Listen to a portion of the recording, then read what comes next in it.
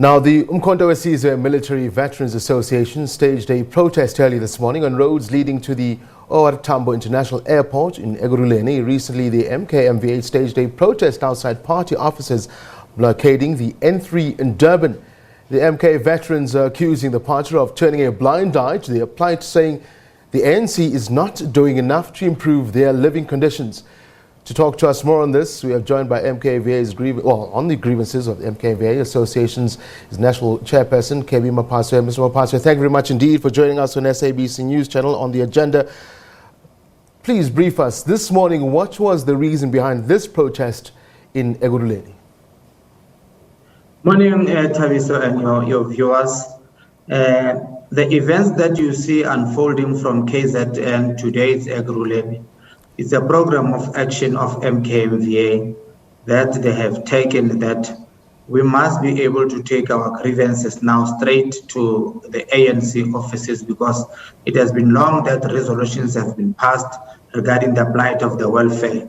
So there have been meetings after meetings for years, and comrades are dying, others are pensioners, they don't have anything. The government is not really implementing the resolutions. When you go to them, they keep on promising forever. So we're saying we're getting old and we're not getting young, and there are many comrades who are also sick who are not benefiting from these freedoms that we have fought for. So comrades are taking actions now. There's a lot of disgruntlement in the whole country. That comrade Kebby, when you speak with the leadership, we will also do another action of making sure that the leadership listen to us. Are the leadership listening to you? I mean, you've just mentioned that it's been long, negotiations, you've meetings after meetings. Are they listening to you, or you're just wasting your time, so to speak? I don't think the ANC leadership is listening to us. We call people that are holding us on a half clash. That we promise, but there is no implementation in government, nothing. So we are very, very, very angry with our own organization. You will see more of these things coming up very soon, to make sure that our ANC leadership listens but also implement our grievances. I'm going to play devil's advocate here, Mr. Maphatsoe. What if, as you said, leadership does not really listen to you? What then? What will you do if they say, look, let them be? It's their constitutional right, they can strike, they can protest, let them carry on as they were.